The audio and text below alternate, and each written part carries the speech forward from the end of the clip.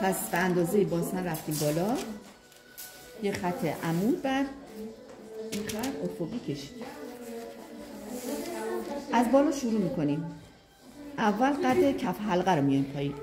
کف حلقه ما چقدر بوده؟ بوده 19 که معمولا چیز میشه، اضافه میشه 1 سانت اضافه میشه 20 برای آزادیش. 20 رو به این صورت میایم پایین و یه خط افق میکشیم. حالا یه جدولی داریم برای آزادی ها. حالا من اینجا 1 سانت اضافه کردم، شما میتونید از رو اون آزادی های مختلف داره. مثلا برای کت یکی داره، برای مانتو، برای پالتو، برای چی میتونید از اینجا عکس بگیرید داشته باشین جدولش رو، که هر وقت میخواین آزادی بهش اضافه کنید بدونید کد ما رو چی باید اضافه کنید. فعلا من به حلقه یکی اضافه کردم. بعد میای قد بالاتنه پشت رو اندازه میزنیم 38 رو از این قسمت میایم پایین. چند دفعه این کار انجام میدیم که خطمون صاف مرتب در بیاد. 38 اینجا 38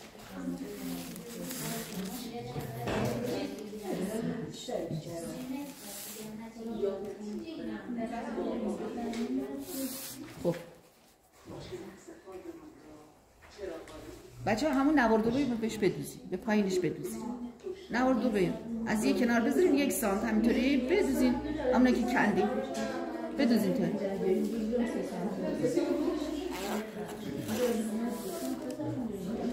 یک سانت بیشتر نشه ها. قد بالاتنه رو پس از خط گردن میایم پایین یه علامت بزنیم. مثلا چی داریم؟ اینجا خط گردن شده، اینجا کف حلقه شده، اینجا کمر شده، اینجا هم که باسنه دیگه. درسته؟ مشکل نیست. حالا بعد از این مراحل ما باید بیایم یه 2 سانت ثابت توی چیز داریم، 2 سانت ثابت توی خط کمر داریم. این 2 سانت رو ما علامت میزنیم. بعد اختلاف 1/2 کمر رو 1/2 کمر و سینه 42 و 36 6 از 12 6 میلیمتر. شما 1/10 رو به دست میارید 6 وقتی تقسیم بر 10 بشه میشه 6 میلیمتر. به اضافه این 2 سانت میکنیم، یعنی اینجا میشه 2.6 میلیمتر.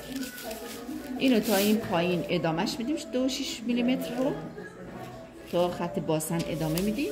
از اینجا میاریم میذاریمش گوشه خط گردن و اینو به این وصل میکنیم. این از این به دست آوردیم یا کنیم 1/2 کمر و سینه. 1/2 کمر اختلافش اینجا میشه اختلاف 1/10 اختلاف کمر و سینه. متوجه شده؟ همون 1/2 به دست توی خط گردن به اندازه دور گردنمون پوش یقمون 6 و 25 رو میایم داخل. از این قسمت 2 سانت میایم بالا، 2/3 یقه رو اینجوری صاف میایم، از 1/3 اینطوری اینو هلال میکنیم میریم به سمت این 2 سانت که اینجا ثابت رفتیم. خب حالا میخوایم چیکار کنیم؟ کارورمون رو به دست بیاریم. خط کارور تیره پشت یعنی کارور پشت 16 و 75 من هم 17 میگیرم، اشکال نداره. اینو صاف اینجوری میرم بالا تا اینجا یه خط عمود بشه. پس اینجا تیره پشت از این قسمت میریم جلو 1.5 از اینجا میریم پایین 1 سانت هم میریم بیرون. بله آره این 2 سانت و این 1.5 و نه تا فقط عددهای چیز که فرق میکنه هر کسی برای خودش.